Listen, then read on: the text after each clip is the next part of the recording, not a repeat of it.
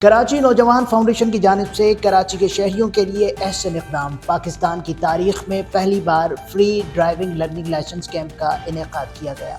کراچی نوجوان فاؤنڈیشن کی جانب سے کراچی کے عوام کے لیے فری لرننگ لائسنس کیمپ کا انعقاد کیا گیا۔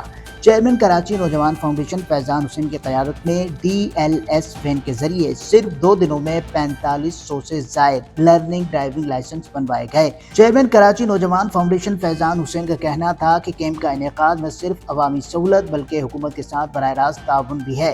عوام سے اپیل کرتا ہوں کہ لائسنس مہم سے زیادہ مستفید ہوں اور لرننگ ڈرائیونگ لائسنس بنوائیں تاکہ نہ صرف خود قانون کی خلاف ورزی سے محفوظ ہیں بلکہ ٹریفک کے بہتر نظام اور ملک کی ترقی میں حصہ لیں۔